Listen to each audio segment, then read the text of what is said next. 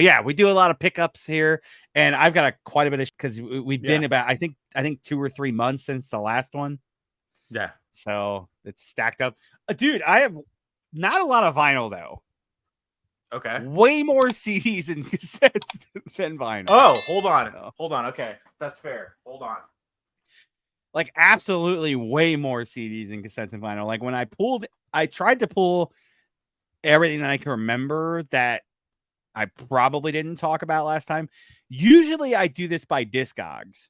So I go through my Discogs and that'll tell me because I sort by when it was added. And that will tell me like, oh, okay, we talked about this last time. And I didn't watch the last pickups video.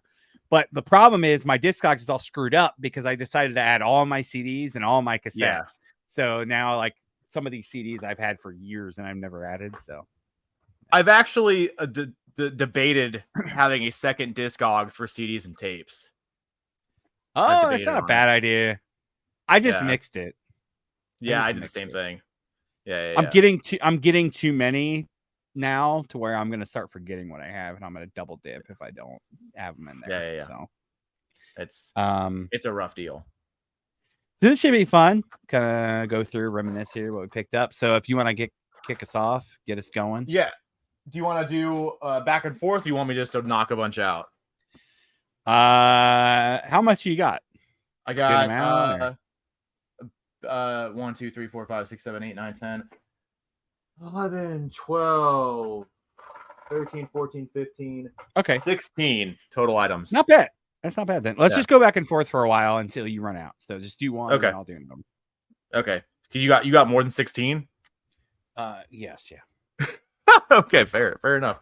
All right, the newest thing I picked up, we did last weekend, and we once bounced around, Zia's, a couple of them, and I didn't find anything that I was super crazy about. But for better or worse, I am starting the Whitesnake tape collection. So I added another Whitesnake cassette, and I got Slide It In.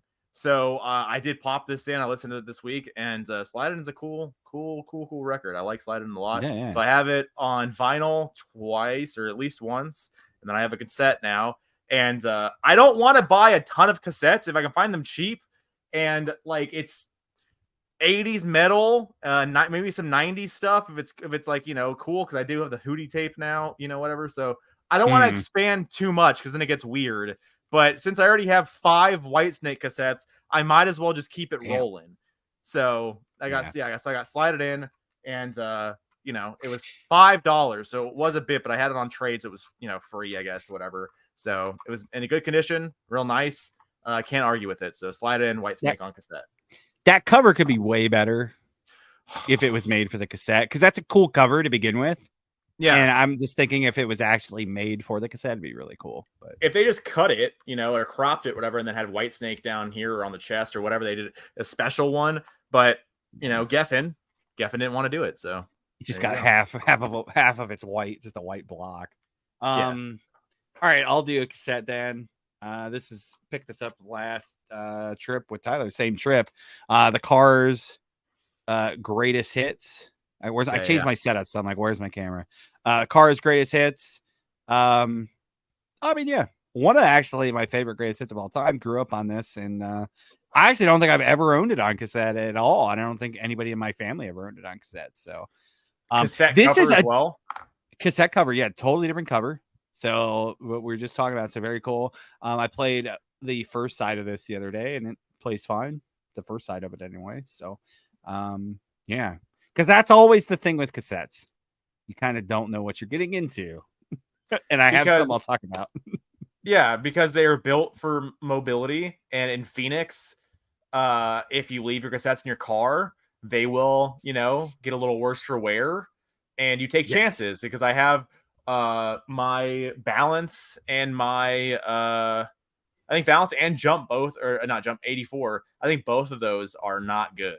So they've seen better days. The cassettes themselves are the cassettes and the cases and everything are fine, but once you listen to them, they're a little washed out, even for cassette's sake. And understood, cassettes don't sound the best. I get it, whatever the hell, right? It's just fun, and unfortunately, just not doing great. So yeah, they're actually not as bad as I remember. Yeah. Like that Kenwood deck I have, I think is a pretty good deck. And when it's hooked Yeah. up to the amp and the good speakers, like it's not as bad as you remember. We never had a proper cassette deck. Did you guys ever have a cassette deck? Nah, neither did I. I just had a boombox, so that's like what I and a Exactly. Walkman, so that's what I Yep. remember. Oh yeah, same Z. So yeah. So yeah, Pops never had a cassette deck at all. So like my only experience was on boom boxes because we had cassettes, mostly country cassettes, but we had cassettes and they were all like it wasn't a fun thing. It wasn't as fun as CDs. And even when I was a kid, I remember like picking CDs over cassettes because my mom had both for certain things. And so for the Alan Jackson cassettes, she'd let me take those and then to my grandma's house to listen to. And then on the off chance that I was able to, well, can I have the CD? And she's like, okay, yeah. I remember being stoked to get the CD and not have to play the cassette. Remember that. Yeah. 100%. But no, it's cool. It's a cool one to find because it was cheap too, and it has a cassette, so it looks really good. Yeah, had a cassette cover. It's $2. So not gonna argue that. Yep. All right, two. I'll do two. These came from one Ty Brown because he has some of his haul here is going to include this trip. I got BBC Sessions. Oh yeah, Beatles, and I got Hard Day's Night, so I got both of those. Ty found these at Savers for a few dollars. I think this is $4, $3, and this was a $1.50, $2, whatever it was. Because Savers does charge a little bit more than Goodwill does. But yeah, I mean, he didn't want to leave them behind, which I get. I appreciate that. They're both in really good condition. It's the first run of these CDs. It's the AAD CDs. I did just watch a video on that today for the analog digital for the actual production or the mastering. I never knew what that meant until you said that the other day. I'm like, oh, okay. Yeah, cool. Because I have other ones that have them too. I'll talk about whatever. But yeah, because I watched a video today about it, and like the guy said the AADs that was early CDs because that was like when they were getting all the tapes out and stuff, and so that's the best way to get those because now everything's been digitized so many times that it's basically everything is digital at this point. So it's just if you find the AADs for the old CDs before all the remix and remasterings and whatever. Typically can be better depending on what it is, obviously, but that's more like the proper thought process. And then the BBC Sessions, I don't actually own this in any. I have the mono Hard Day's Night in my mono box, but I actually don't own BBC Sessions. So I was stoked that you got this and gave this to me because I don't have it at all. I did want to buy the vinyl forever, and I still want to buy the vinyl, but I think at this point it's out of print. It's not super crazy expensive because I think it'll come back in print at some point, but it's not currently out there for super cheap. So to have the CD box, I was stoked on that. So it has, I mean, all the BBC Sessions I think are damn near all of it. 94. So yeah, there you go. So Hard Day's Night and BBC Sessions, some Beatles on CD. Yeah, I'll talk about that haul. That was a really good haul. And I was basically buying all the classic rock that they had there, and I just felt stupid leaving those behind. Like I was thinking, right. I'll give him the Tyler. Sir. But it was funny you had been there like a couple days before or like that day or whatever and left them behind. Yeah. Because I saw them, I was like, because I did the same thing. Because I pulled out not as many because you pulled out things I didn't pull out because some things I didn't see, but also I mean different tastes or whatever. So but I saw them there, so I pulled them and I had them in my hand and I was like, never mind. I don't want to buy all these CDs or whatever. And then I just put them all back. And then you went the next day. And then you went and bought them, and then because you sent me a picture, and I was like, "Son of a bitch!" I was like, "You got all these CDs, or whatever." Then you found other ones that I didn't see there. Yeah, they might have put them out the next day or something or that day. Yeah. I'll do two. I'll stick with the most recent Zia trip. So I actually picked up. I'm just gonna do all these at once because it's the most recent Zia trip. More cassettes. So I'm like Tyler. I don't want to get into collecting cassettes. I don't want to spend money on cassettes. Unfortunately, when I see things that are really freaking cool that I want to own and that I either don't own on vinyl or I don't own like original pressings, before everything went to digital and they repress shit, it gets me. So I picked up a lot of classic, really cool metals. So first thing I got was a King Diamond Fatal Portrait. This is a Road Racer pressing. This is a first pressing cassette when I added it to Discogs. There's a white version and a clear version. but they were both done the same year. This is the white version. Nice. This is like a $20. This is like a $20 cassette. I paid $15 for it. I think the median it was like $20 on Discogs. So there you go. Yeah. I actually think they looked. I think this is the more expensive one, and they priced it off the clear one. So next up, I picked up this, which is another thing. I'm like, I don't want to get into this, but here we go. Death, Spiritual Healing. This is a combat pressing. This is first pressing of this too. That's crazy. Obviously, classic Florida death metal. Awesome fucking album. Yeah, this is a clear one. Clear cassette. Pretty nice. The J card's still in really good shape. I haven't played this yet. Highest this is sold for was $50 3 days ago. Paid 25 for it. Yeah. These were actually the good come ups. Because neither of these are cheap on Discogs anyway. So Sodom, German thrash metal. This is In the Sign of Evil. This is like their one of their first EPs. Oh, wow. This is a first US pressing of this. This is Enigma / Metal Blade. And this one just sold like a couple months ago for $44. I think I paid $20 for it. So that is very cool. And then this is a first pressing. Now, it's either a first or second pressing, but it's very, very early because they had a clear cassette with white labeling, white words printed on the cassette, and a clear cassette with black. I have the clear cassette with black labels, but this is Sodom, Obsessed by Cruelty. And this one right now, the median was 40. The highest it's ever sold for was $60. Wow, nice.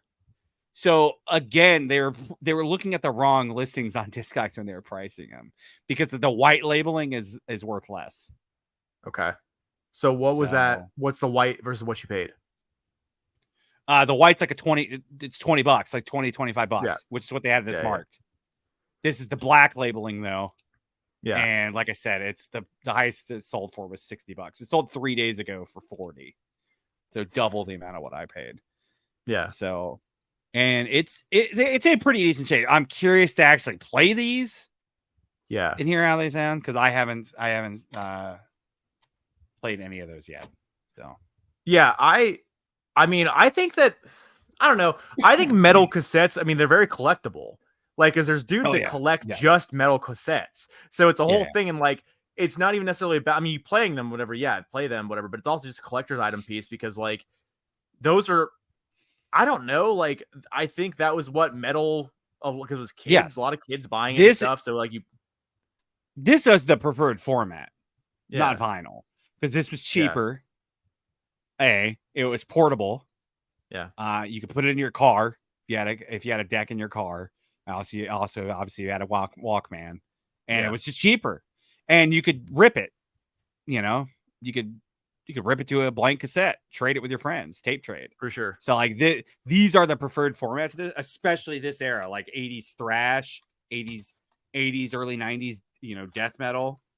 Like that's the preferred format, and it's still very collectible and very nostalgic for people and valuable. So for sure, I think that's my justification and like my rationalization for buying a lot of 80s metal or whatever, or like, even though I'm not buying what you're buying, I think that's my rationalization for is just like it is still super cool. And I don't know, like we are also buying CDs now, so we are unfortunately doing this whole thing over again, which we didn't want to do at some point, but now we are doing certain things.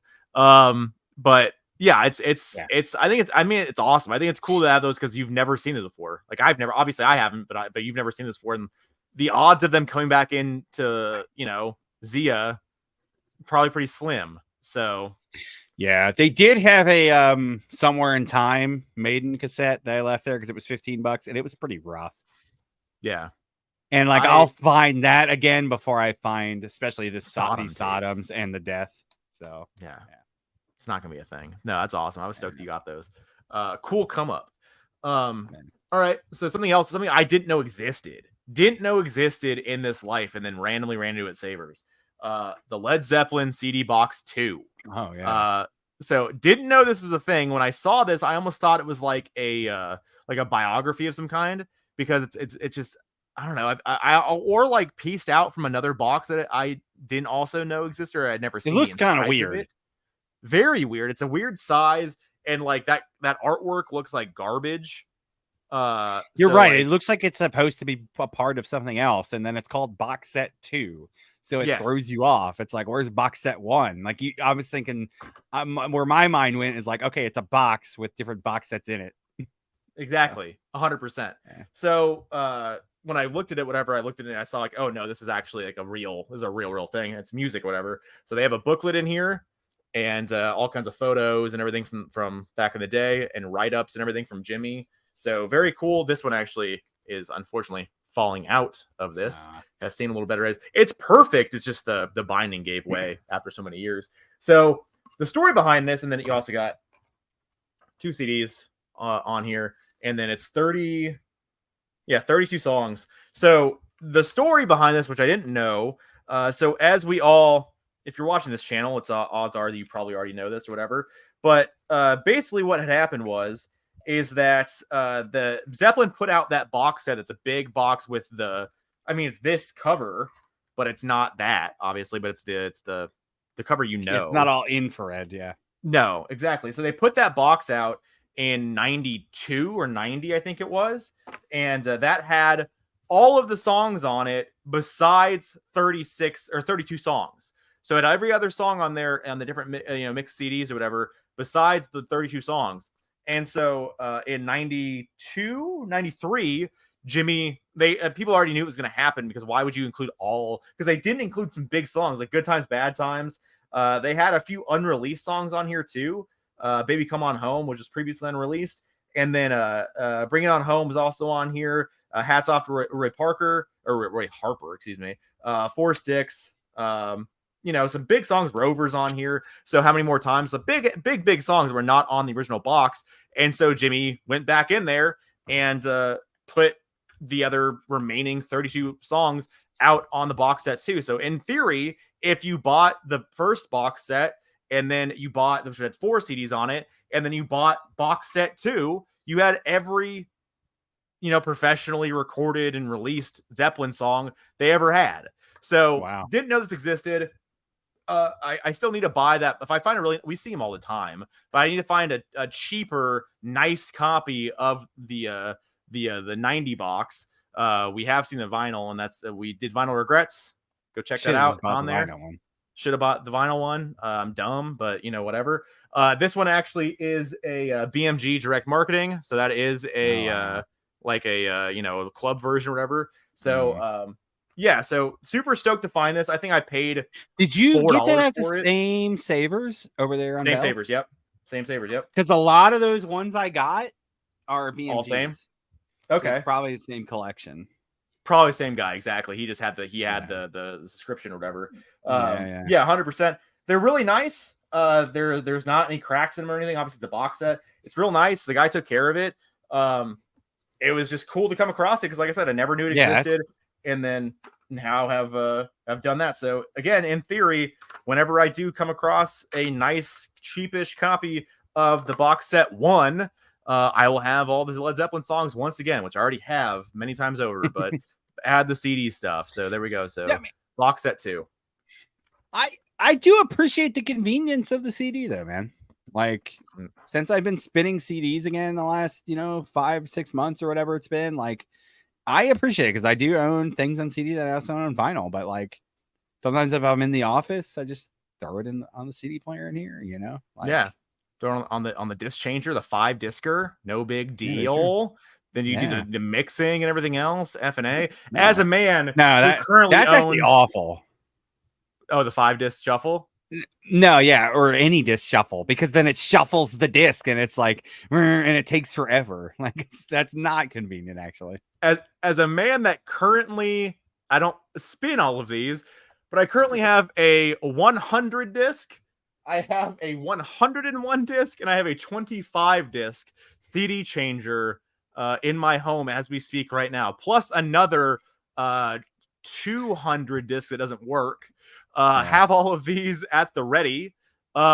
You know, it's cool. The 101er that I have, the nice, like the super crazy Sony one, that one I've messed with, and I like it. I'm gonna keep it. I'm gonna keep it. I don't know what I'm gonna do with it. I don't know what I'm gonna do with it because I already have everything else. You gotta get rid of that other one, then.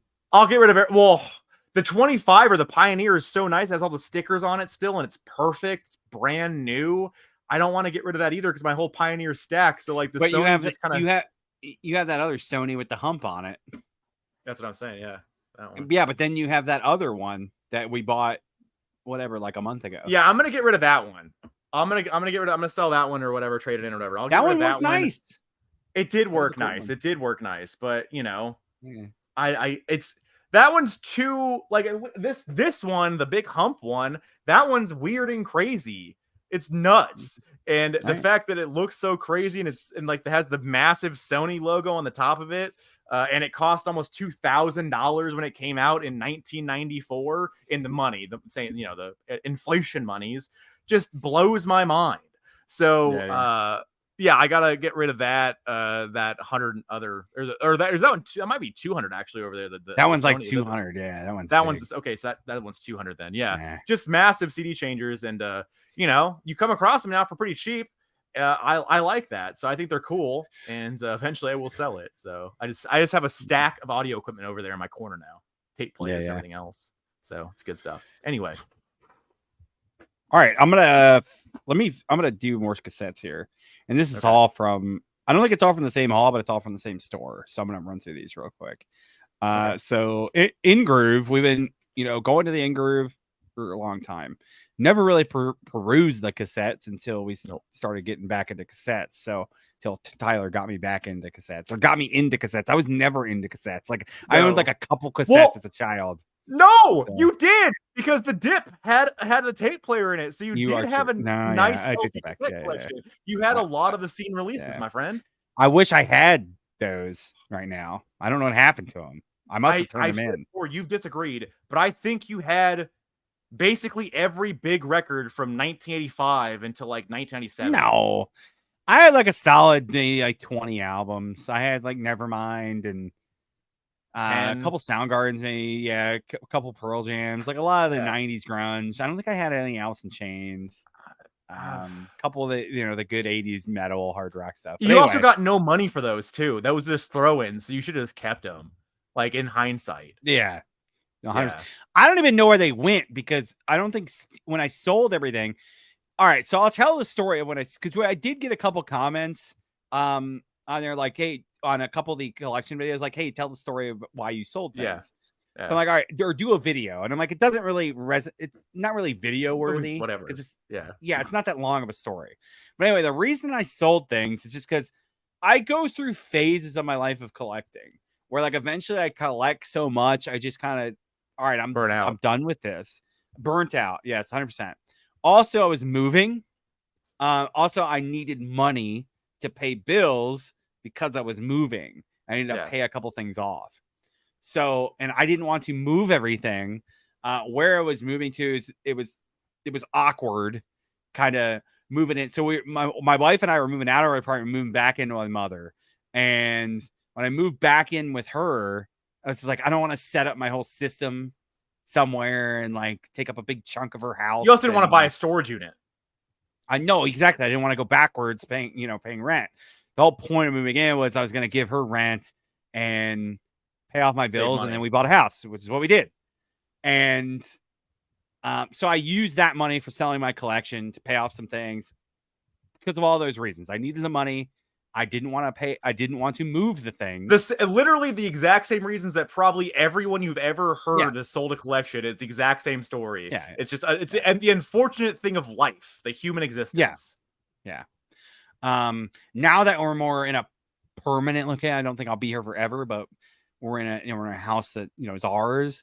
Like I think when we move out of here, we sell this house, we move into a new house. I'll move the collection with me. Because I know, like I'm back into my own space again, not moving into somebody else's space and taking up more of their house. Anyways, so that's why I sold it. I sold it to a local dealer that Tyler and I kind of became friendly with. And he would give us great deals on a bunch of Laserdiscs. one time. And one of the best And- stores back in the day, he would price things right. He had a great dollar bin and like an amazing dollar bin. So shout out to Steve, wherever you are. He bought my collection. In hindsight, I could have probably kept a lot. If I was a dick, I could have kept a lot of things from him because I gave him my Discogs and he's like, okay, I'll offer this. And I'm like, that's a pretty fair offer, whatever. Tyler did get some things because I let Tyler peruse and like take a couple things what he wanted to take. And I kept like 4 or 5 things that really meant a lot to me. Kept all my signed stuff. I kept some of my record store day stuff, some of it. I kept my Killers direct hits, which worked out because that's like $300 or $400 now. The 10-inch box set. So that's why I sold the collection. And long story short, I don't think the cassettes were in that sale. Okay. So I don't know if I sold the cassettes to Zia because did Steve sell cassettes? I don't even think he did. I don't even think he would have bought them. I don't know. I know he sold CDs. Definitely sold CDs. He might have, and we just never looked, which is completely possible. So I don't know what happened to those cassettes. I have no idea. I don't know if he bought them. Because I know a lot of my stuff went on eBay. Some of the more high dollar stuff. You know, it's just one of those things where you need a lump sum of money. And it's like, do the math in your head. Do you want to list everything? Do you want to eBay it? Do you want to deal with Craigslist or Facebook Marketplace? Deal with all these people lowballing you? Or you just want to get a nice lump sum from somebody who's going to do all that work? So, so long story short, I don't know what happened to those cassettes, but I'm rebuilding that collection and have surpassed that collection now. 100%. So we started going to InGroove more regularly, and Mike's got a decent cassette collection in there for sale. And it seems like it gets added to as well. The cool thing about him too, he replaces all the cases. He does. So like you get nice new cases with everything, which is appreciated. I picked up quite a decent stuff from him in the last couple months. So I got Rainbow Rising, which is a very cool pickup. Hold up. Side note. Have I bought any cassettes from Mike right now? I think you were gonna buy a Bruce cassette and then you did. And I put it back because then I bought other shit. I bought other records and stuff. Okay. Okay, keep going. I haven't done it. I don't think so. I think you did buy a couple. I think you did buy a couple records from him in the last couple months. I forget. And then I got Richie Blackmore's Rainbow. It's the first album. So very cool. I did play both of these. Play great. So very cool. There you go. These are like $5, I want to say. $5 to $8, which is about my max that I usually like to spend unless I find old school German thrash metal or something. This is a couple bucks. King's X, Faith, Hope, Love. Great album. Actually love this album. Do want to get this on vinyl. There's a cool music on vinyl press. Adding to your King's X collection pretty regularly recently. They've been one of those bands I've always dabbled into, and like eventually I'm just gonna I like them a lot, so I want to keep getting into it. This was the find the last time we were there. Tyler pulled this out of the dollar bins, the dollar bins. This is unmarked. This is like a $10 cassette all day on Discogs, eBay. So River's Edge soundtrack. If you don't know anything about this movie, it's a great soundtrack. It's a Metal Blade soundtrack. So you got 3 Slayer songs. You got Fate's Warning. Those are the big bands on here. Sad part about this is side A is kind of fucked. And right during Die by the Swords, the Slayer. So like that is pretty sad. But a really good find nonetheless, because it's worth more than $1. Got this there, Fate's Warning, No Exit. Another band just like King's X that I've always dabbled in and have appreciated, but trying to get into more of their classic stuff. Band that I've always loved. Queensryche, Rage for Order. So trying to do Queensryche across the board. I want every album now. I need on every format. That's what I'm going for. Screw it. Okay. Noted. I did put Zia has a copy of Here in the Now Frontier on cassette, and I put that back because it was like $15. And I'm like, I kind of like that record. It'll be there forever, so maybe I'll buy it next time. Got this at Mike's Queensryche Empire. Awesome, one of my favorite albums ever. So I am format complete on that. So there we go. We can do the format war on that one too. And then Rat Out of the Cellar. I've actually played this the most. Like I've played this like 4 times just because it was in there. Yeah. Sounds great. Sounds excellent. There you go. Those are my mic pickups. All right, that's awesome. Yeah, I mean, we are seeing if we can. You want to backwards compatible to Fusion, rip some of that stuff out of the console there, get you a good tape player rolling around in there. So we'll make it work. No, what I could do is I could just like kind of rip it out and like kind of jerry rig like the speakers, like jerry rig speaker wires to the deck, and like have the deck sit on the floorboard or something, or just mount it to the dash. That hits way too close to home, brother. It's way too close to home. Does it? Do you have a vehicle with a CD player on the floorboard? I believe my Uncle Bob had something very similar to that at one point in time. Okay. But it was a CD player. It was a CD player. It's better than the girl with her setup and had a car deck in there with car speakers. It had car speakers too. Don't even know how that was working, by the way. No, she's right. We looked. We found a video on YouTube. This is now years ago, 3 or 4 years ago, maybe. And I wish we could find it again. We've definitely tried to find it again. But a girl was showing off. This teenage girl, bless her heart, was showing off her setup or whatever. And we didn't know what we were looking at for the first like minute and a half or so. She was showing us what we were looking at. We both were like, okay, what is because the camera angle was weird, and then she panned it out a little bit. We're like, oh, that's a CD deck from a car. That's a car deck. Yeah. And then she panned out more, and then it had the speakers, like car speakers in their boxes, but set up on the like a flat or whatever. So it was a very, very weird thing. I'm not sure if like I'm sure she had a plug of some kind, or if she was running off straight 12 volt. I'm not, who knows really. She was committed though. She wanted her music. Yeah. I don't know how that works because I mean we've learned putting in decks. You have like that wire, that antenna wire or whatever. A lot of the decks that gives you power. Yeah. So I don't know. I don't know how that works. I don't know. Yeah. Because the radio's running off your car battery. Yeah. That's what it's running off of. So maybe we'll do some research and see if there's an adapter of some kind. Leave a comment if there's an adapter. Leak us to it. We'll see what happens. A home adapter. Yeah.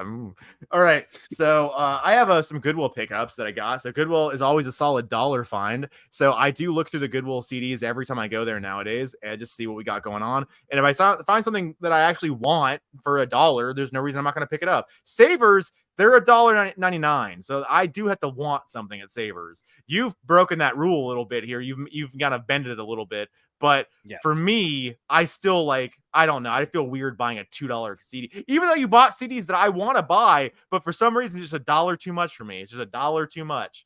All right. So we got this at a Goodwill like a few weeks ago, whatever. Found Alan Parsons Project Greatest Hits. I, for some reason, want to get because I got an entire lot of cassettes at Savers again. I got bags of cassettes, and for some reason they had 4 Alan Parsons Projects cassettes in there, and that's something I have a complete blind spot to. Really, I know, I know Sirius because that's the song, that's the Bulls song, the basketball song. But I don't know anything else, and I know who Alan Parsons is because obviously he's a producer, Dark Side, and whatever, right? But I was just curious, so I checked it out, and I've played this actually. I've gone grocery shopping with this on my AirPods multiple times on Spotify or whatever. So I like Alan Parsons Project. I'm not sure if I'm going to go deep on it. I did use his cassettes as test cassettes there for a little bit on my tape decks or whatever to see what's going on, and because I knew they're going to sound good because that's his whole gimmick. But I'm not mad at it. So Alan Parsons Project, I'm gonna try to get more in depth with it. So there we go. I got the greatest hits this for $1. And then that same trip we ran into a mom from Canada, from Canada, and she was wanting us to look for some what was it? Some country, but she wanted Reba. She wanted some Reba. Yeah. And we found everything but Reba, and every time we called something out, she said, "What? No." I remember Shania Twain. She gave a quick no. What? No. Also Canadian. Also, yes. Also Reba adjacent. I would say much better than Reba. Yes, and this mother was controversial. I know, but she might have been in her late 40s, possibly. She was not very old by any means. So, like, I don't know. Like, it was, whatever. But yeah, so fun. And then got these at Goodwill, I want to say about a month ago now. Got Adrenalize, and I got Hysteria, both $1. Real mint, real nice. The CDs are perfect. Those first pressings? Obviously, yeah, I would assume as much, right? AADs and then triple Ds on this one. So all digital here. Yeah, let me see the disc. It's pretty good, man. Like just show me the artwork. Yeah, that's pretty clean. Show me the art. Yeah. No, the disc art. I'm sorry. Oh, yeah. We both love the disc art. Yes. Yeah. Okay. Yeah, multicolored on here. That's also, we found out in times that if you have multicolored disc art, that means they wanted to spend a little bit more money on you, because if you have one solid color, it's cheaper. Def Leppard. So yeah. What's the Hysteria? What's that one look like? So Hysteria. I actually don't own any Def Leppard on CD. Hold on. Oh.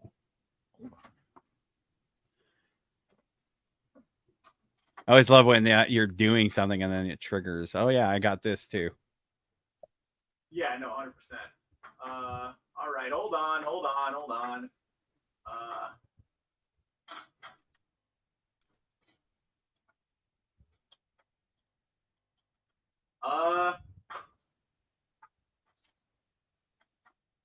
What happened?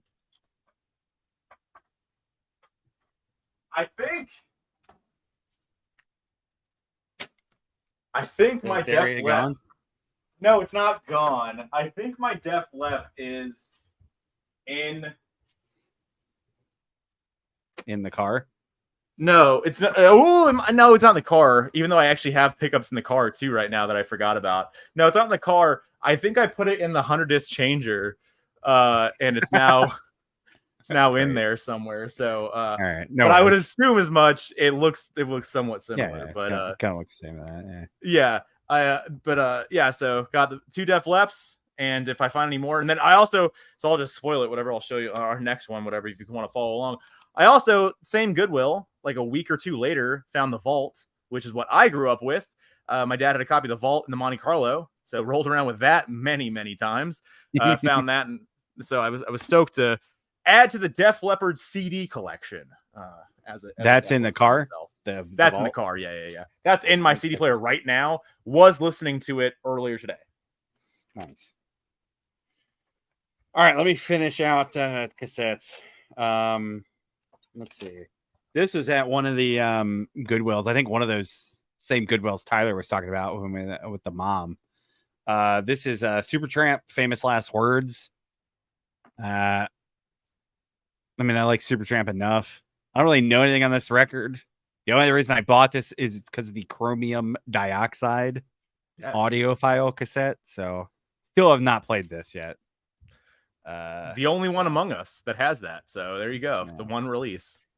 My realistic deck too that I just got a month or two ago has that option, like the chromium dioxide option on there. Nice. I think my Kenwood does too, but anyway. Let's see. These 3 Tyler gave me. Best of Roy. Mm-hmm. One of his many greatest hits. The best picture. This one. Oh yeah. Looks good. This is it's a pretty decent greatest hits. You got like 12 tracks on here, and a lot of the early stuff. Journey that I don't care about. Journey Look into the Future. So I don't care about this era at all. But there you go. I'll add it. Journey might be a subset cassette collection that I would like to do. That might be pretty cheap.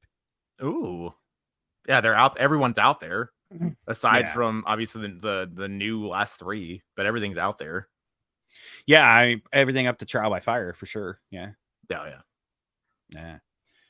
So yeah. And then Tyler gave me this Roy Orbison Mystery Girl.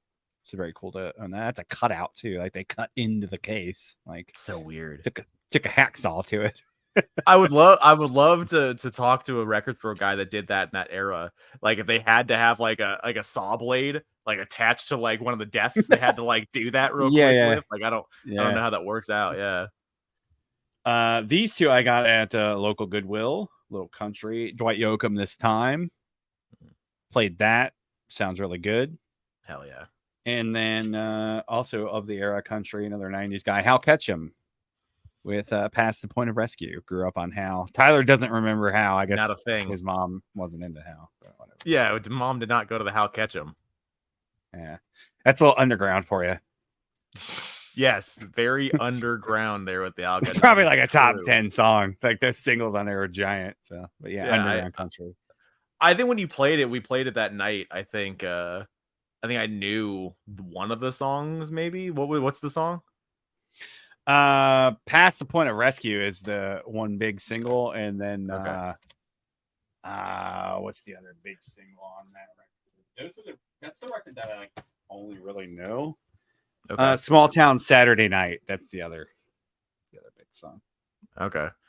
Yeah. Also, my country cassettes are expanding for better or worse. So I got. Well, you could find them at the thrift regularly, and they're like 50 cents. So yeah, no, 100%. I actually, I was at Goodwill yesterday, I think, and so the Goodwill that I go to, the one I find all my stuff at, the one next to the house, they don't have cassettes like nearly ever. But for some reason, they had some cassettes that got traded in, and they had a couple cassette box sets, some Christmas box sets, and of like 4 for $3. And so I'm gonna go back and get them at some point, because then I can just switch them out with the cases to make my cases even better, because they were minty. They had never been touched. So I probably should have done that already, but I just bypassed it. So there you go. Yeah. F&A. Anything else? All right.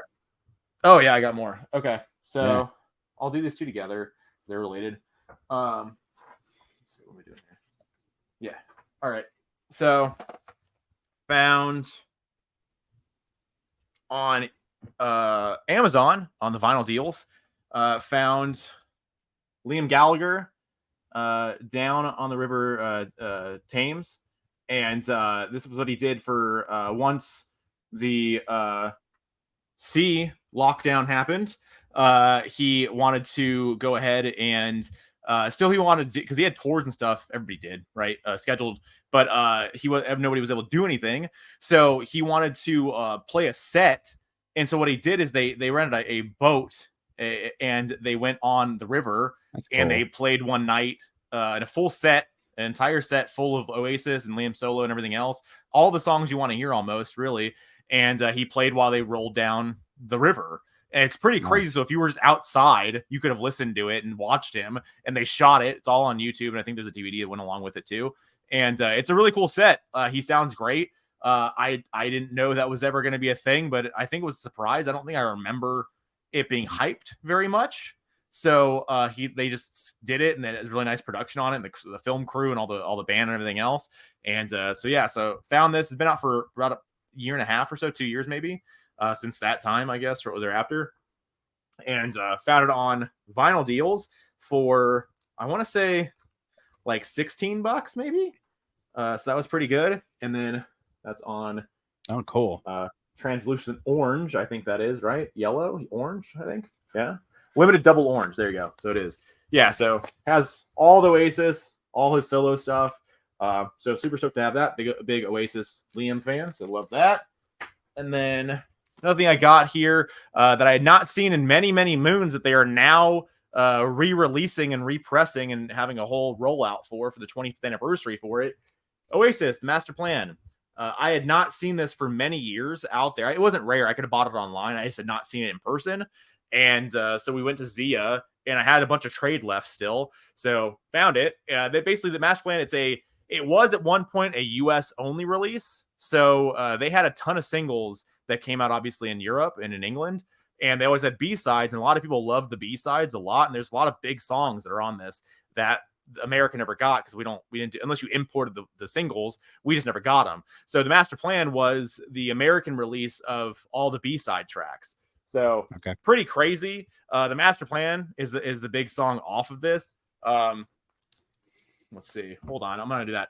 I'll do this. So when they did it, though, like I said, it was originally American only, and then after putting it all together, it obviously was a big hit for the overseas market too. Even though they had the songs technically, they didn't actually have the all the ins and outs that went along with it. So Acquiesce, Talk Tonight, Fade Away. They had the I Am Walrus live cut, Half a World Away.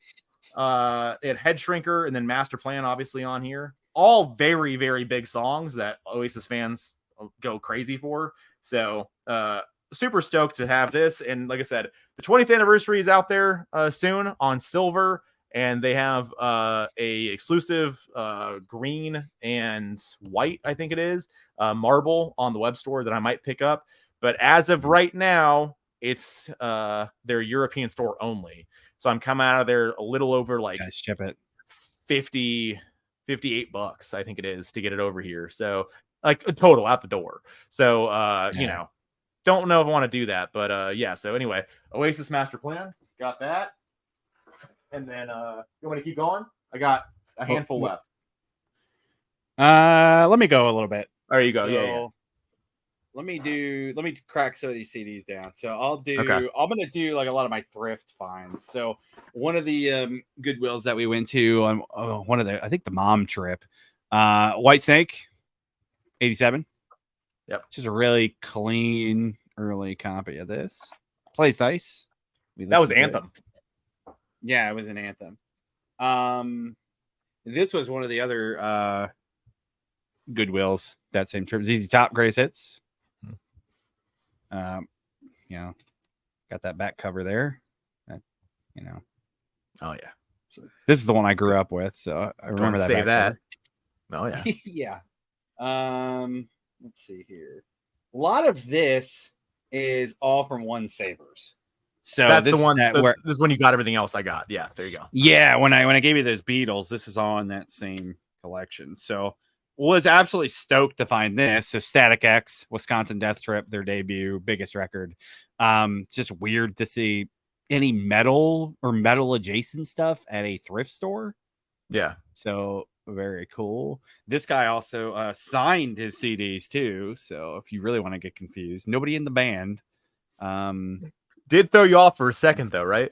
Did throw me off because what's the guy's name? I think it's Cliff. The guy, I think it's Cliff. I thought it starts with a C, and I'm like, wait a second. So yeah, no, this guy just signed his stuff in case somebody tried to steal it. Static X, Wisconsin Death Trip, love that record. Grew up on it. This one I got at one of those Goodwills, so it's kind of mixed up with Tyler. Traveling Wilburys, Volume 3. Don't like this album as much as the first one. Obviously, no Roy. Still good stuff, though. Obviously, those guys aren't going to make anything bad. This was back to that Sabers. Styx Greatest Hits. A lot of dad rock in here, but a lot of shit I grew up on. So, did you guys have that? We never had that. Didn't have this Greatest Hits. My mom had like a blue one, like a purple one. Okay. That was like it was like one of those weird ones, one of those cheaper ones. It was like had like a purple border and like pictures of all the guys on the front. And then she had a lot of the albums, and like a couple of the live albums, but I never owned this Greatest Hits. This is actually a Dalton special. Dalton. Was it the gold? I had that one myself when I started collecting. Okay. No, it's a different one that my mom had. Oh, was it this? Was it this one, the best of 20th century? No. Okay. Oh wow. No. Okay. That's the pieces. They just took the pieces of 8. Like that's the pieces of 8. I think the back cover, the gatefold. Okay. No, it's like a purple Greatest Hits. That's not it. It's Greatest Hits 2. No, that's not it either. So that's the one you have in your hands, the first one.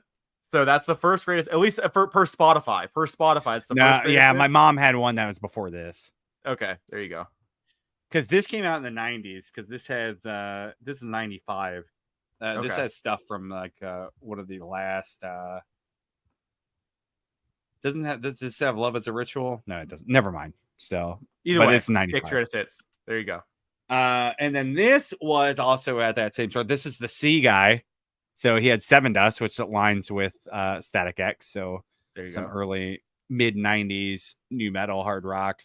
Absolutely love this record. I'm a pretty big. I like Seven Dust quite a bit. Josh is a big fan. Really good live. That's the one. That's the one she had. There you go. Yeah, That's yeah, Sticks yeah. Classics Volume 15. Sticks. Yeah. There you go. Interesting. All right, keep going. Also signed by the guy. No, the Static X is not the one I thought was signed. This is Cliff. Cliff is in Seven Dust. And I thought, like, is this signed right above his head? And no, it's not him. So it's not his signature. I had to look up his signature. This is on TVT. So 9 Inch Nails, early 9 Inch Nails stuff. So, shouts out. Shout out to TBT. JJ French from Twisted Sister produced it, which is the weirdest thing ever. So there you go. I got this there, which is really crazy because this is the 04 Scorpions album, Unbreakable. Oh, wow. This is in the Savers as well. This is an enhanced CD. Is so that put it into what? Is that nice? Is it embossed? Is it risen? Oh yeah. Oh yeah.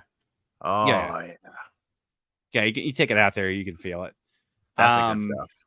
So you put this in your computer, you get a video message from the guys. So very cool. You get a picture gallery, which everybody loves, and a biography of the band when you pop that in your computer. I had a bunch of those. Did you had a bunch of those too, I imagine, right? I had quite a bit, and I hated them because when you'd pop them in to rip them to iTunes, it'd pop up all that junk. It's like, get rid of this. Also got this, which I was absolutely stoked to find. This is a BMG, so going back to your Zeppelin. Yeah. Love it for Sting, Scorpions, BMG. Love this back cover, obviously iconic front cover, which I put in my top 10 artwork, I think. So you could check that episode out. And just a great CD too, like a classic red, like very cool. Is there nothing for that booklet? Oh yeah, there's nothing. It's like 2 pages. Got this not at the Savers. This was at one of those Goodwills with Tyler. High Infidelity, REO Speedwagon. This is one of the weird ones that say now made in the USA on the back. You can't see it, but so they were made in Japan before that. They're letting you know that the quality is getting worse. So I actually just saw, because my Darkness on the Edge of Town, Bruce has it on there, and then also I looked today for some reason. I was looking at my my Meatloaf Battle to Hell, same thing. Oh, okay, interesting. Yeah, because this is that's Epic, isn't it? This is Epic CBS. So Sony, so Epic, Sony, all of it together. Yeah. This was back at that Savers. So Eddie Money, The Sound of Money, his greatest hits. My mom had I grew up on this CD, so I do want to get this on vinyl. I've seen it a couple times. It's not expensive. R.I.P. Just never bought it. Yeah, rip. This was also at that Savers, which is absolutely really cool to see. Antichrist Superstar. This doesn't have the slip, so it threw me off because I'm like, what is this? Because I'm like, this is not the cover I'm used to. Yeah. I didn't even know it was a slip. It's supposed to come with a slip. Now, there is a club version, so it might be the club based on this collection, that doesn't have the slip. So I couldn't really tell the difference though on Discogs. So this is also at the Savers, so another one I grew up on, Elton John's greatest hits. So you can get that on vinyl. I don't think I have that on vinyl. I actually have it right here. I have it right behind up me. there. Nice. This was actually what caught my eye first and why I bought the lot. The Joe Dirt greatest hits. Or greatest hits soundtrack, Great. It might as well be a greatest hits. Yeah. Great back cover too. Absolutely great. Back cover. Did you ever own this CD? I know we have this CD because we got it in a grab bag. We do. We have the CD for sure, 100%. But you never got the got the CD. No, with hype sticker on there. It's awesome. With hype sticker, featuring Blue Oyster Cult, Cheap Trick, Doobie Brothers, Leonard Skinner, Eddie Money, Joe Walsh, and more. Everything you want. Soundtrack. Yo, listen, might just want to send Luna to school with that in one of the Discmans. Discmans, and just set her up. Yeah. She'll be good. Every day will be a great day. It's a good mix right there. She'll learn I what mean, she needs to CDs learn. are just kind of starting to come back, sort of in vogue with kids. So by the time she's in school, Coolest kid in school, probably. probably not. It probably will already be out again. The cycle's already done. This was at the Savers, and this was interesting because I can't find this on Discogs with this inlay. Guns N' Roses Use Your Illusion 1, but it's got the brown inlay. I still think that somebody just did that not by mistake, but they just replaced it. I don't know if that was real though. Could be, but I can't. Some listings on Discogs will tell you what the inlay is, like the inlay tray. Yeah. I can't find one with this brown. It goes with it. It looks cool. Yeah, it does look cool. Are you about Genesis... to bust out? Oh, you do have a custom one later. No, we'll get there. Okay. Genesis Live. This is Volume 1, the shorts. This is pretty cool. Anna and I listened to this that day we were driving around. Thrifting. Hell yeah. This was also there. This is another BMG. Absolutely stoked at because I love this greatest hits. Even though it doesn't have In Your Eyes on there, which is arguably his biggest song, Peter Gabriel, Shaking the Tree, 16 greatest hits. So pretty good comp. Why is In Your Eyes not on there? Is that the years or what? No, he just didn't put it on there. There's other greatest hits with on there. This is 90, so interesting. There's other songs from So on here, like Sledgehammer's on here. So Red Rain. So Shock the Monkey. Another BMG. The same Save Savers. Hotel California. There you go. Classic. Yeah, it's the same guy. I'm going with the same guy as the Zeppelin. I think they just didn't put that out all at the same time. Probably. This one has a blue inlay, which looks really cool. Eagles Greatest Hits. Goes with the aesthetic. So I don't know if they did that, but they were smart. Yeah. It's also the same Savers. Depeche Mode, the singles, 81 to 85. Cool. Well, maybe we'll get into Depeche Mode now. Yeah. Maybe. Depeche Mode. This is also a Greatest Hits. Obviously a Greatest Hits. I don't know why I said that. Also a Savers and a BMG. Yeah. So CCR Chronicle. Cars Greatest Hits. So almost format complete. I need to get the vinyl. I need to find an original copy of the vinyl again. Yeah. So got a tower, leaning tower going here. Previous collection had a cellophane with hype sticker copy, unfortunately. Oh, it did, didn't it? Mm-hmm. Shit. I can get. Oh, it did. I could get it on Discogs. It's not that bad. Yeah. Changes Bowie. So got this at one of the Goodwills town I went to. So another greatest hits for you. Yeah, I'm not huge into Bowie, but I like all these songs that I know. So that's all. I mean, honestly, for a non-huge Bowie fan, that's all the songs for the most part. Yeah. Like, there's some stuff that's not, but for the most part, it's all in there. This one was one of the newer pressings at that Savers. I don't know if it's from the same collection. I assume it is. This is Blue Oyster Cult, Agents of Fortune, but this is the reissue, like they did, and like this is like the big ad campaign. Like they reissued everything. The Blue Oyster Cult collection. Oh wow.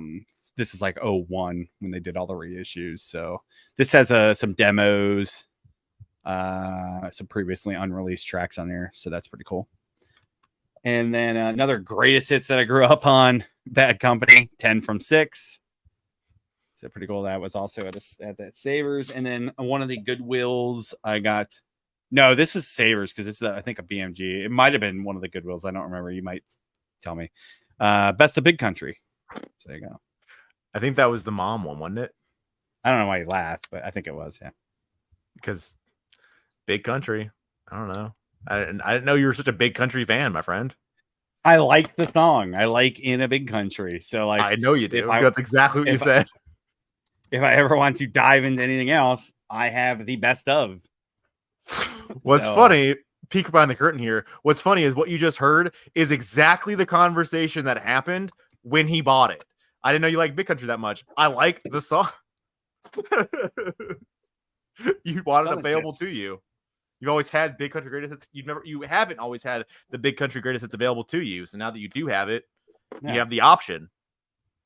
Yeah, I've never had it available to me other than every streaming service that I've ever had. So there you go. And YouTube. We're not counting those, obviously.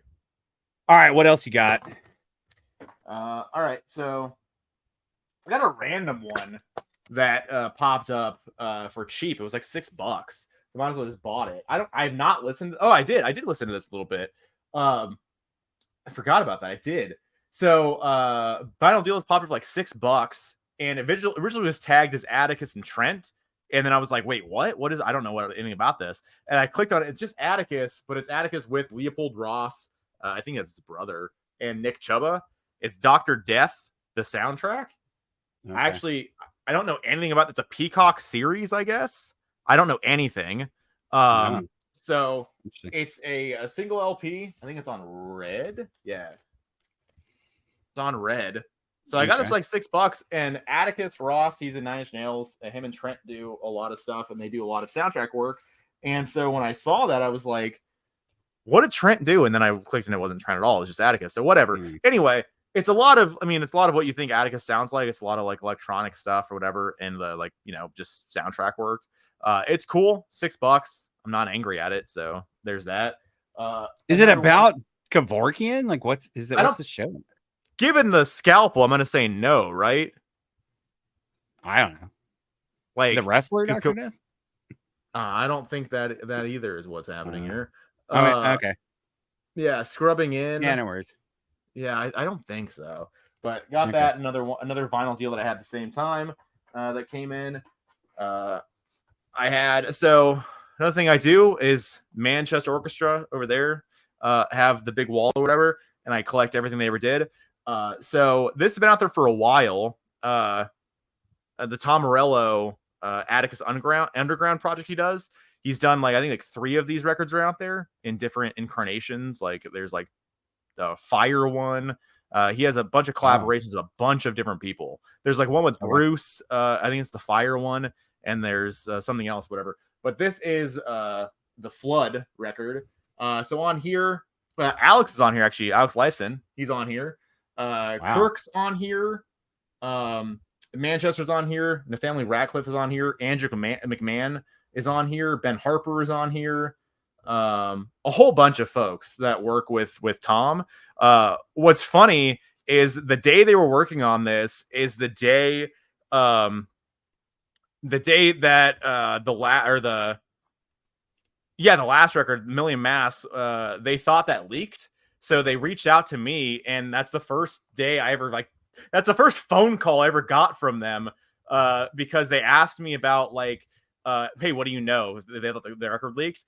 And I was like, I told them what I knew. And it was just it just went out to media folks, whatever. It hadn't leaked, but the media folks were talking, certain people and forums and stuff were talking if they had the record, and people didn't know they were media folks or whatever. So they thought the album completely leaked. And so whatever. So, and then got on the phone, and then Andy texted me, and he was like, we went back and forth a few times, whatever. I was like, sorry, man, I think everything's good or whatever. And then he was like, it's all good. He's like, you want to know something cool? And I was like, what? And he was like, so right now we're on a Zoom call with Tom Morello, and we're working on his next record. And I was like, oh, gotcha. That's the coolest thing that you guys will ever do. And he was like, it's pretty fucking cool, man. So the record they did, it's called hold on. What is it called? It's called Lost Cause. That's what it is. Lost Cause. It's a cool song. It's a perfect mashup because it's like an electronic thing that Tom does on this. It's like electronic guitars and some atmospheric work a little bit. And it's a perfect matchup with the band and him. So it's a pretty cool song. If you're into Tom Morello and you want to hear him do other things, here you go. And then this is on a blue purple. Nice. Red, maybe, I guess, too. Reddish. So there's that. So yeah. So are they on the same label? No. I think Tom is on something, a Commandant and Mom and Pop. He just knows about them, likes them or whatever. Yeah. So I guess he reached out or whatever because he heard good things. I assume, but there's no immediate connection.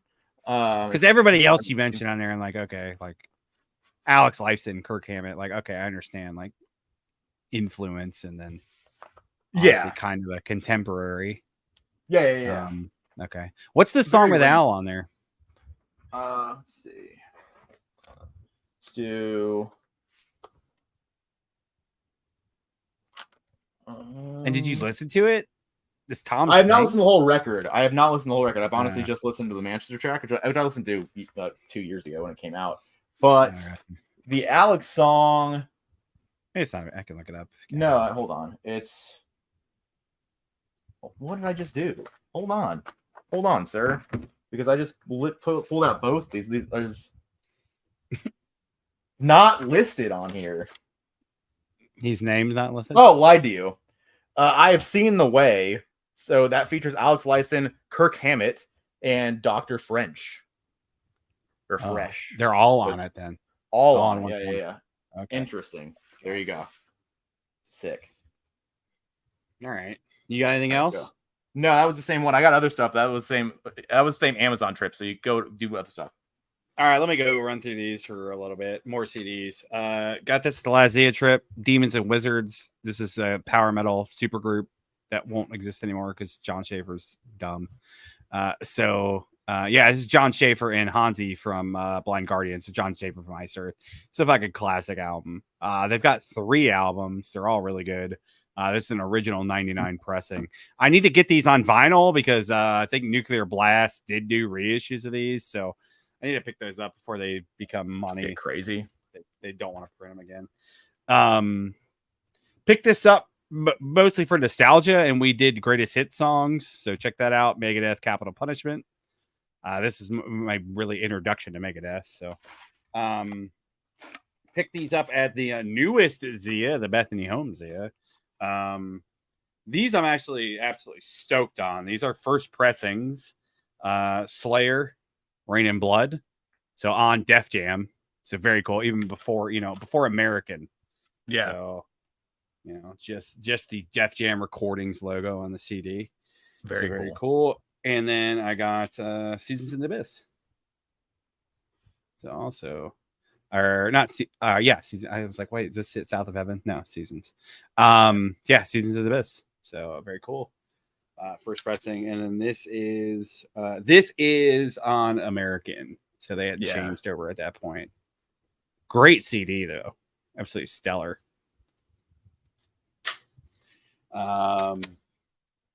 Picked this up because I'm stupid, but had to own it. This is a German pressing of Rush counterparts with a gold inlay.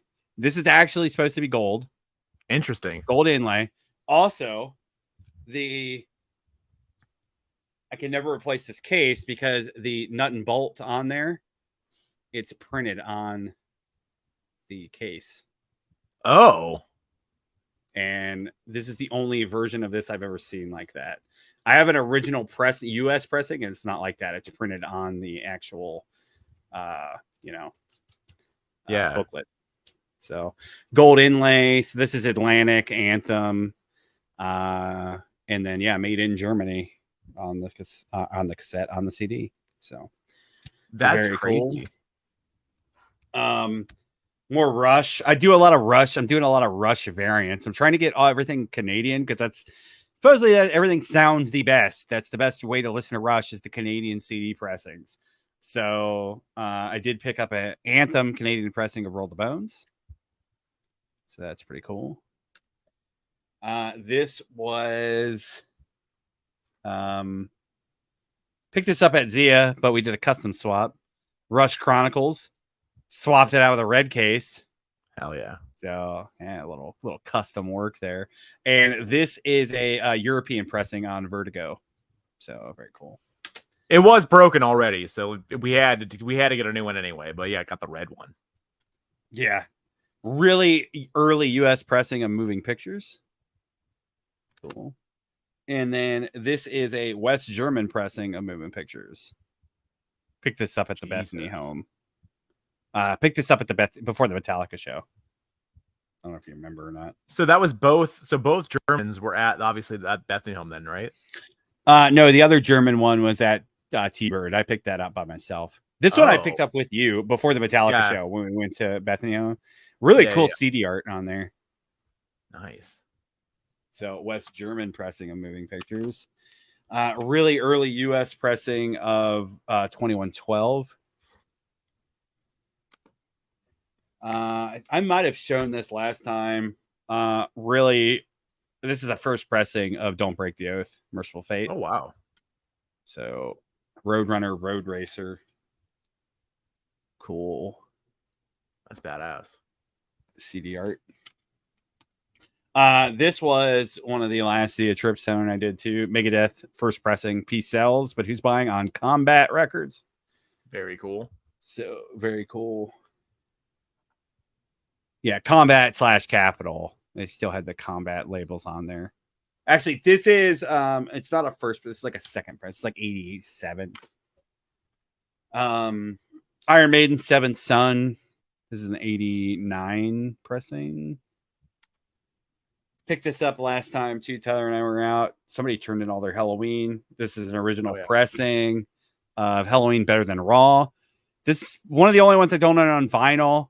The only US pressing is from 2016, and it's like $150 right now on Discogs. So I need to wait for a reissue. This is a great record too. One of their last, the new album has great album artwork. This is one of their last great album artworks too. They had like 20 years of dog shit.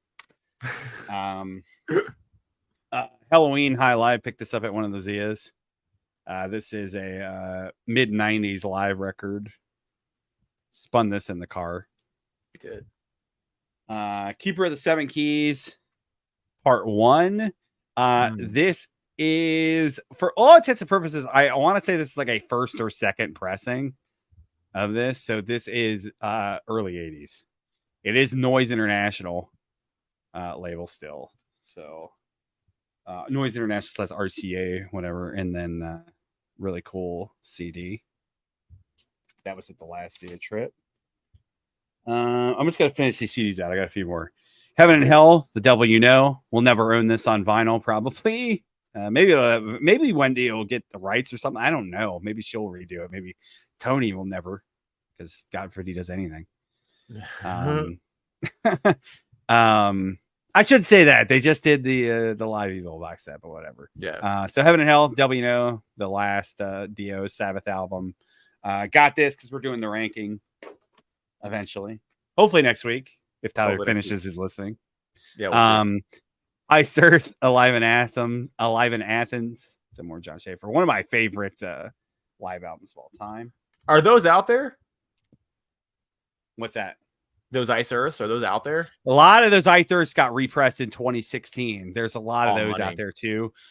This one is a 4 LP set that I can get for like $60, 60, $80. So I do want to get this. One of my favorite live albums ever. I saw this at Zia T-Bird like maybe a year ago and didn't buy it.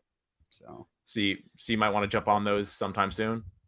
Yeah, because I don't own any on vinyl, so I like a lot of the early stuff, especially. This is a BMG, like really, I think it's a first pressing if I remember right. Fear Factory, their first record, Soul of a New Machine. Picked this up at Zia T-Bird. Great album. This is a one-off band. Josh and I saw them at one of the rock festivals that they did like once, called Uproar. There's actually an ad on this for it, and this is the only album the band ever had. This is Hail the Villain. Population Declining. That's the name of the record. And featured on the Uproar Festival hype sticker on there. There's actually like 20 copies of this at T-Bird, and they're all punch outs too. So I want to say these were given out probably at the show or something. And I absolutely love this record still to this day. Really good radio rock of the time. This got really hyped. They had a comic book, anime music videos, like multiple, like Breaking the Habit, Linkin Park level of animation. A lot of money that Roadrunner put into them, and then one album and they were gone. So if we what happened? One album bands, that's it. As far as I remember, I'd have to refresh it. And like I said, when we do one album bands, better understanding. I'll refresh my memory. But as far as I remember, I think the dude lost his voice and like never got it back. Like it never really got back to form. Yeah. So like the band just kind of stopped. As far as I remember. That's not good. They were fun though. They were really entertaining. Good stage presence, good live band. Just sucks. Got this at the last Zia trip. Fate's Warning, no exit. So doing formats on that too. I just realized I had the cassette earlier too. So there you go. Yeah. Enslaved with Eld. Absolutely love this record. This is an early German pressing of this. So some mid 90s black metal, Viking metal. So there you go. Did they? So for that stuff, like in the time, did that have American distribution, or is it all import at that point? A lot of it didn't. Yeah. Didn't. They didn't get a lot of the American distribution. They later got reissues, when they signed to like Nuclear Blast and the bigger labels. Yeah. A lot of the stuff you can get reissued, but in the time, no, a lot of this stuff is imported. So like we were talking about the other day, you'd order it in magazines or you'd go to your record store and have them order it in. And then a month later, your CD or record would come in or whatever it was. It's crazy. Also picked this up at T-Bird. It also has a Punch Out in it, which is interesting. But picked this up because I had this and I had the tour copy, and there's no vinyl pressing of this yet, which is crazy. And that's Dragon Force Inhuman Rampage. Pretty cool. It's got the hype sticker on there with Guitar Hero 3 on there. What year is that? That's pretty cool. This is 06. Yeah. Oh, 06. Wow. Okay. So this is obviously many people's exposure. This is Through the Fire and Flames. So it's that album. But Punch Out. So I don't know. There was like 30 copies of this too. Punch Out. This is a spoiler for this video will probably be up after, so it's not technically a spoiler. But brand new, The Devil and God Raging Inside Me. So that's a future video where Tyler and I review some albums that we recommended to each other. F&A. Last couple CDs. So we got the Black Sabbath ranking coming. So Black Sabbath Cross Purposes. Hell yeah. Got that on Discogs because that's the one I'll probably never run on vinyl. Black Sabbath Dehumanizer. I just got this because it's it's a first pressing. I got it at one of the Zias. Yeah. And it's an absolutely stellar album. I'm excited to see where this ranks. Headless Cross. So pick that up on CD. So this one. Hopefully we get vinyl reissues. There you go. There's my CDs. That's been the rumor for many years here. Yeah. All right, so I got a few left here. Got four records left. All right, okay. So something that happened here. I'll just run through them then, because I know you have a bunch of LPs, right? Nah, not really. I got like 10. I have way more CDs than cassettes. So just go ahead and run through them all. Yeah, I'll just run through them. All right, so 20 years this year. So this is a band that I've talked about a few times here on the show. Armor for Sleep. The 20th anniversary of their first record, Dream to Make Believe, came out, and this was it's not as big as their second record, What to Do When You're Dead. I have 5 copies of that record in different variants and everything else. They have a 10-year and a 15-year release for that record because that's the record. But the debut is also pretty cool. So I was a big fan of this. Downloaded it way back when. Never thought I was going to get a vinyl reissue because it obviously didn't exist back then, but they did it. It's just the record. Nothing really special. That came out 03? Yeah. So is that in your 03 records? I don't remember that one. I don't think it is. I didn't own it, so it didn't come up to me in that moment. So I don't. Check the tape. Yeah, I don't think it did. Because I think I just pulled everything that I owned. But if I would have done it, if I would have really thought about it and did it, I might have put this on here. It's a cool. It's a really cool. It's another concept record. Ben Jorgensen, the lead singer, does concept records except for the third one. But 3 out of the 4 records they have all concepts, and this is the first one, so it's cool. So there you go. So Armor for Sleep, Dream to Make Believe, got that. This is on Transparent Black, so kind of boring, but this is my Amazon variant actually, because everything else, it didn't sell out, but everything else I didn't really know. I think I was gonna order one of the other variants, but I was like, let me just safety order the Amazon just in case those others sell out, and then whatever. So there you go, got that. Another one I got here showed up on vinyl deals. Thursday, Kill the House Lights. This is a B-sides and live collection. Came with a DVD. I had the CD back in the day with the DVD on it. I actually remember playing this like one of the first nights that I had my first apartment. Remember that? And being super stoked on it. So it's around that time, 2007 or so. So, well, obviously I was 10 when we had the apartment. But yeah, so this has been out there for a little while. I think this is his 2017 pressing. I think this is on, let's see, it's on red. So very red. I love Thursday. One of my favorite bands from the time, and I still love that band. They're still bouncing around a little bit. They're not really doing new music at all, but they still outperform, and they usually do album tours, which is fine, whatever they want to do. I will go see them whenever I get an opportunity to. So there you go. So Thursday, love that. And then it's been out there for a little while, and I was happy to pick it up. Another one here. I'll go through here. So we went to Goodwill, and very rarely do you run into any Goodwill vinyl. And so we went there that you actually want, and ran into this Devo record. I'm not a Devo fan whatsoever. Like, I just know the 2 songs, right? But this is 82, I believe. Yeah, 82. It's actually in pretty good condition. It also it kicks out, and you're supposed to be able to prop it up like a picture. Yeah. And this has not been popped. And the record's in pretty nice condition. So for like $1.49, I think it was, or whatever, I was gonna buy it. So I mean, not often do you run into vinyl at Goodwill that you want. So there you go. So I got, oh no, it's Devo.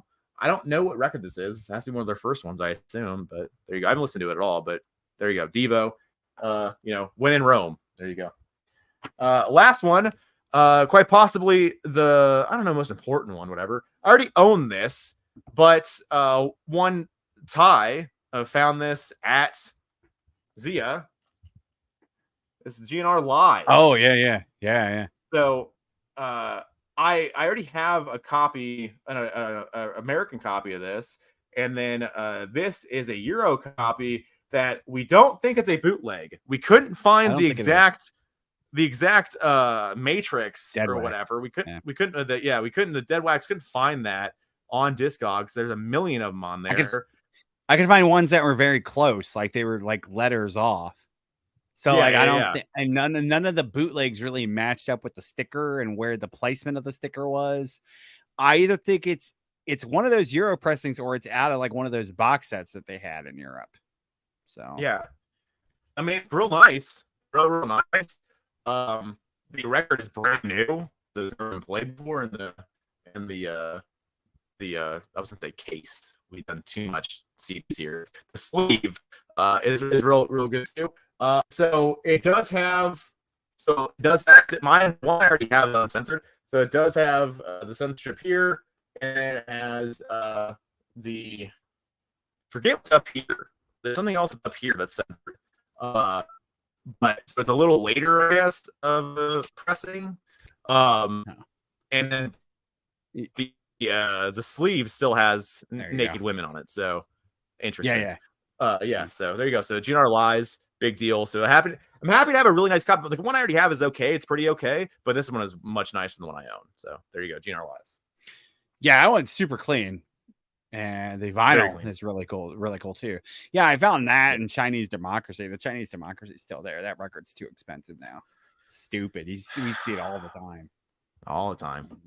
There was a point where it was like $6 on Amazon for years, and I actually bought one, so I do already have it. But yeah. You actually got this Van Halen singles too at Goodwill, which is like one of the best finds ever. Hold on, I did. Hold on. So yeah, forgot about it. Those are like some of the best Goodwill finds ever for us, anyway.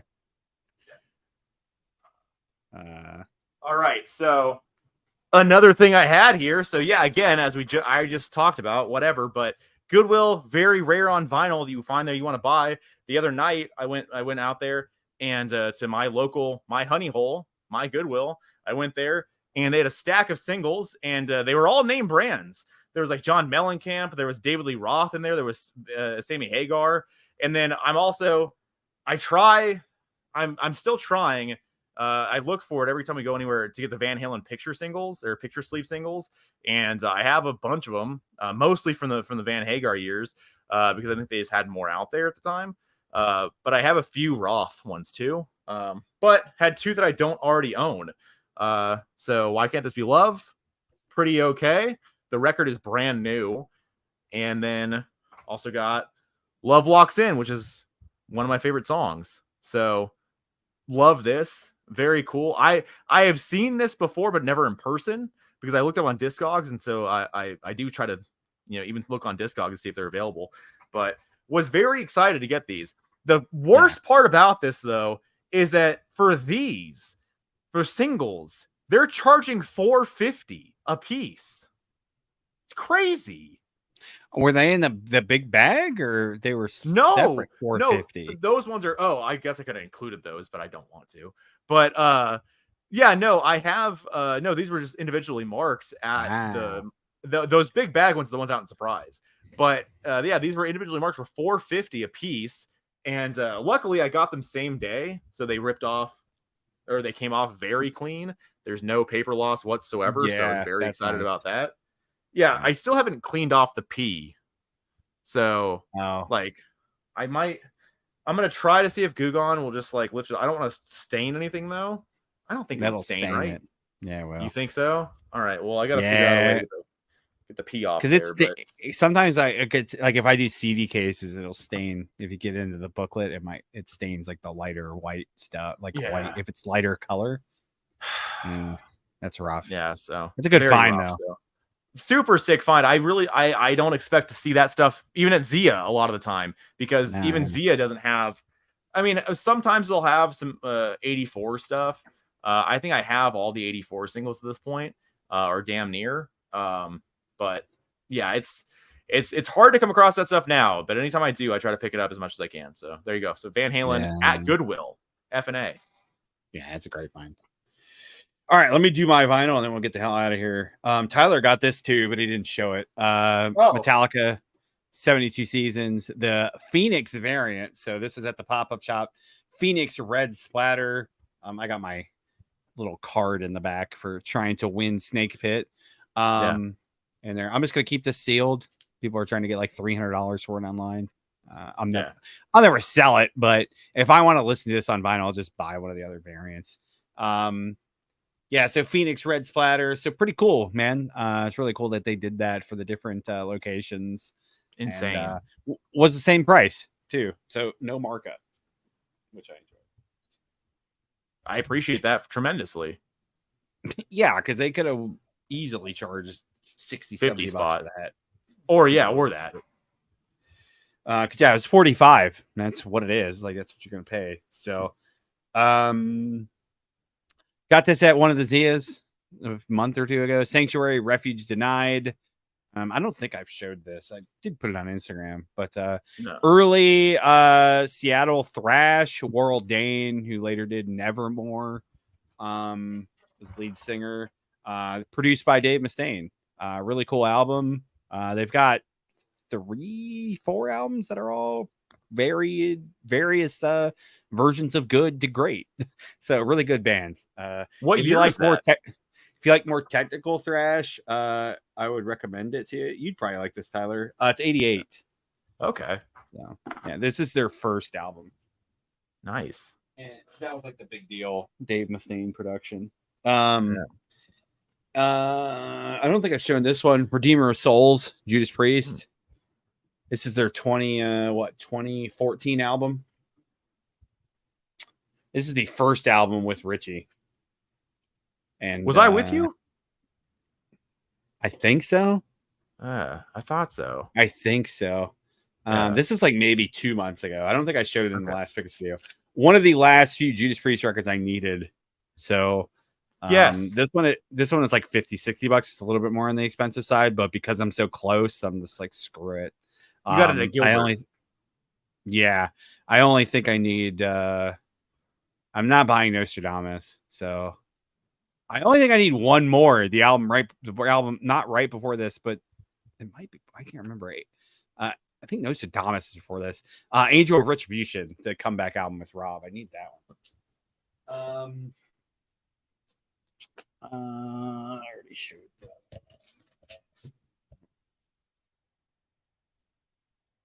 These got repressed, which is very cool. They're doing the whole discography.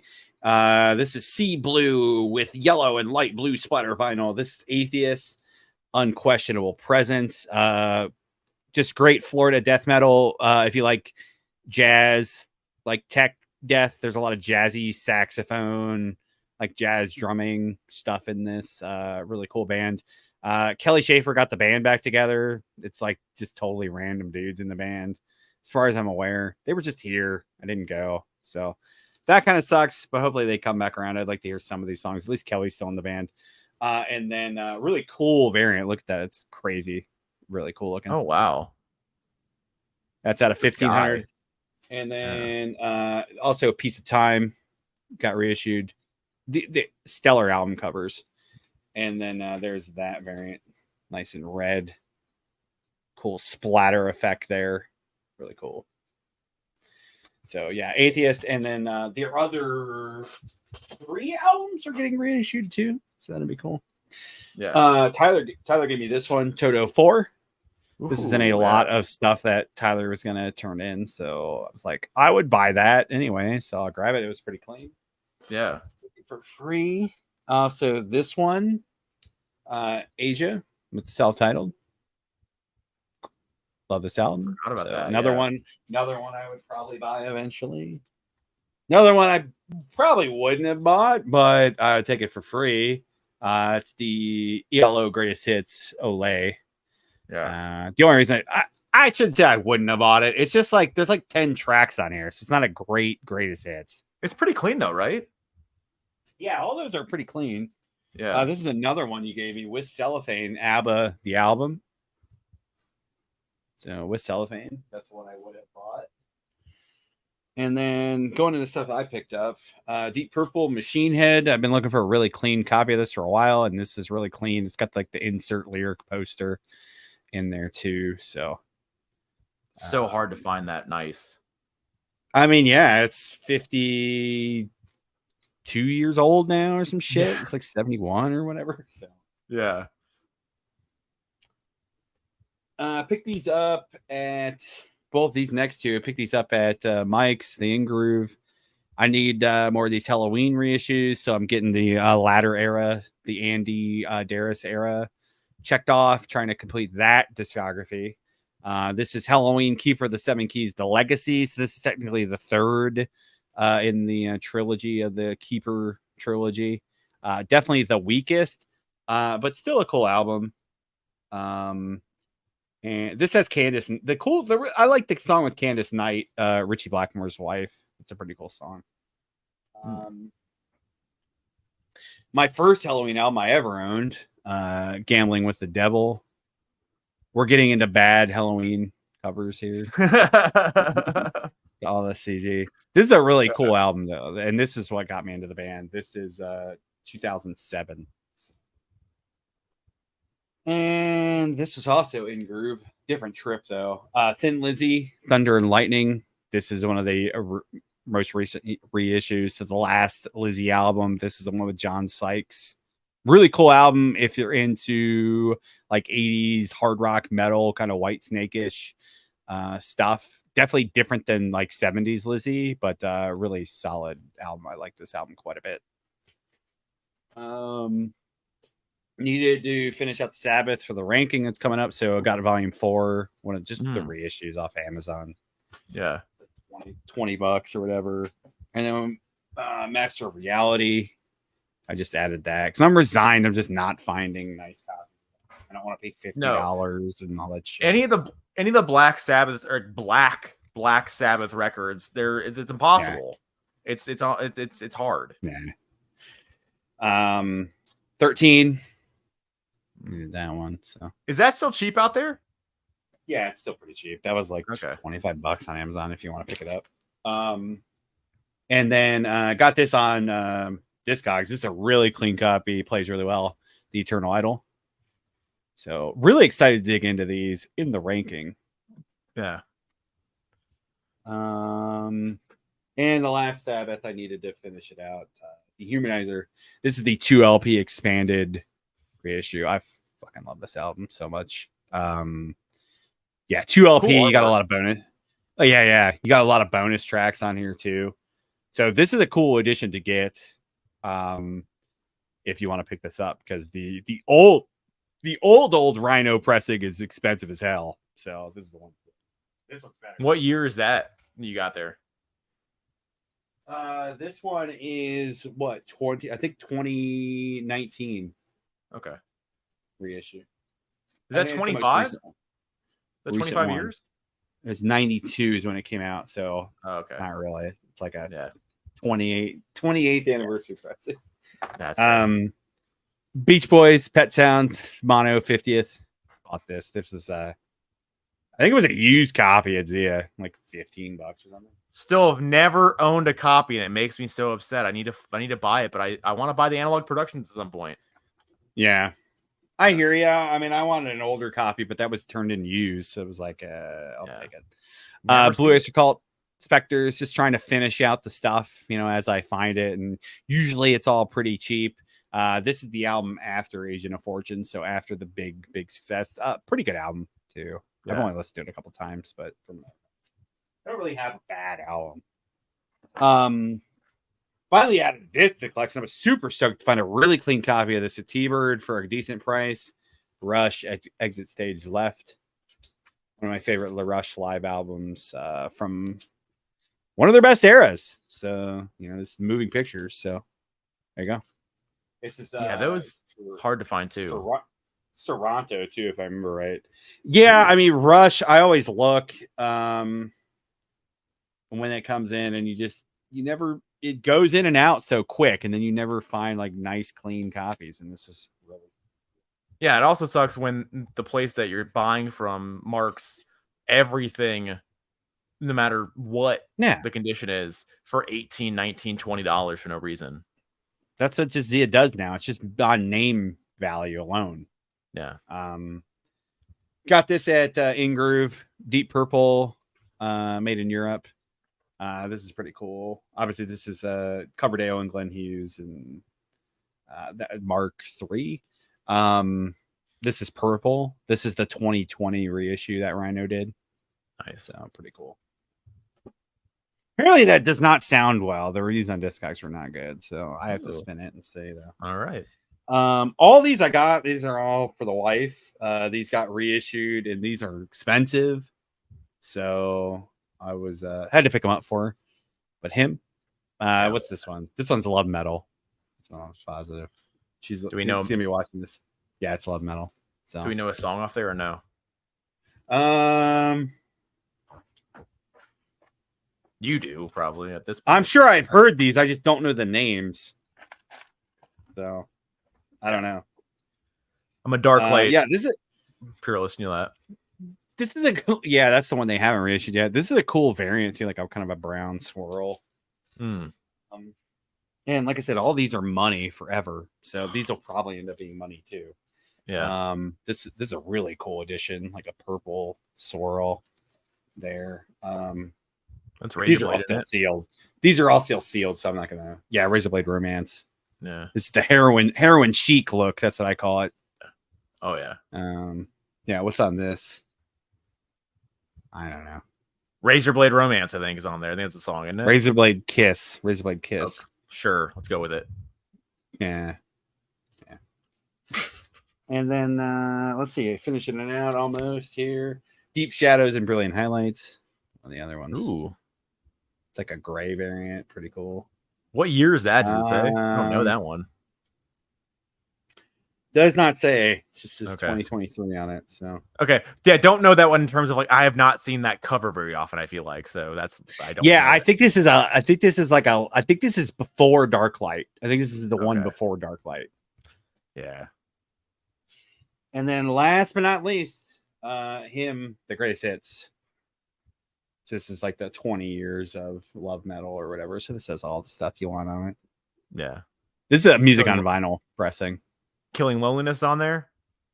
Let's see here. Wings of a Butterfly. Hell yeah. That's a big one, obviously. Your Sweet 666. That's a big one. The Wicked Game cover. That's a big one. Ooh. That's actually the first time I ever heard him. Josh had that on a mix, like one of his comp CDs that he had bought. Really? Yeah. Wow. Can't remember what it was. It was like a label or metal or I don't know. Josh Eyes. What did you want to what song? Killing Loneliness. That's on here, yeah. Hell yeah. All right. When Love and Death Embrace, I feel like I know that song. Heartache Every Moment too. You know that one. Ooh. So. Yeah. What's funny is that all the him stuff is money, but what's funny is that so Zia just opened up a new location, or they moved locations. They moved, and so the first time that location that moved, when they opened up that location, the original location originally, you found a copy of Darklight there, and you bought it for like $25, if that. Like 11 years ago now, we found out. I bought that, and I bought a first pressing of Empire there, and I bought Headless Cross there. And you bought Division Bell there as well. And a first pressing the blue Division Bell. Division Bell. Anna's listening to us through the vents. She's texting me songs. So there you go. All right, there you go. Love it. Thanks. Yeah. And then what's funny though is so that happened 11 years ago now, and you bought it, and that was in the last collection. But now fast forward to 2023, we went to the new location of that they moved, relocation that they moved to, and there's a copy of Darklight there, the same copy for 200, not the same exact one, but but the same variant for $250 right now on the wall. Yeah, absolutely. 2,000%.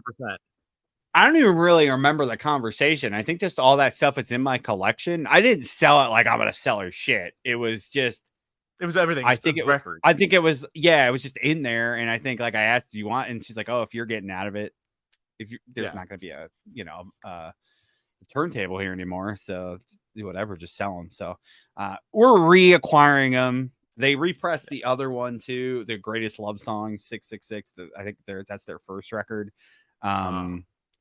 That repressed that one too. She already has that one, so that's like a good chunk of them. I think there's only like 8 records. So yeah, but no, I'm just saying it's crazy that location both times has had that record there. Both times we went the first time. Tyler, that's the best day. Never seen it. That's the best day I've ever had collecting anything. No, it is.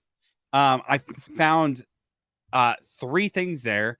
The Empire OG pressing is like $80 now. Thunderbird has a copy for like $80 right now.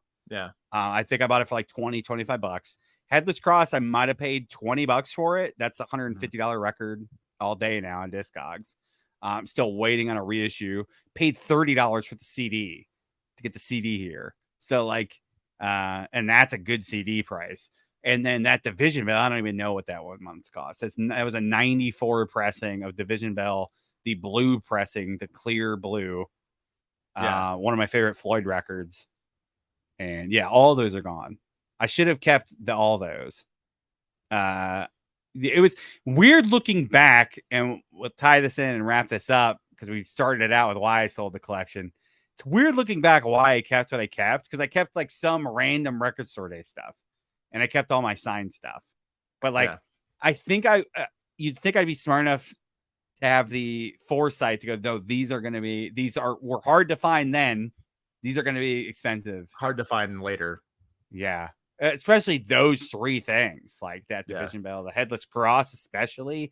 Like that's I'm chasing that now. To be fair to you, though, because I think your attitude when you thought, if you had any thought about those records or other ones, because I remember when you talked about it, you talked about things that you knew were not going to probably come back into pressing at some point anytime soon. And I think the assumption was Division Bell, because at that point, I don't believe it had been repressed yet, but you were like, that's going to come, that's coming out, so that they're going to repress Division Bell. That the hymn is probably going to get repressed. Maybe we didn't understand that stuff. There's something probably weird going on with it, with the licensing. I have no idea, whatever, considering it's the only one that's not really bouncing around out there right now. So like, certain things, and then Empire obviously has been repressed by now. So I think that was probably your attitude towards it. But the variants obviously are what the expense is for a lot of those. And for the hymn is just the one pressing, which is, odd. But I think that is the Interscope record or whatever they were on. Yeah, I'm gonna look it up. They have because all these reissues are on BMG. They, Yeah. I want to say this is on a different label.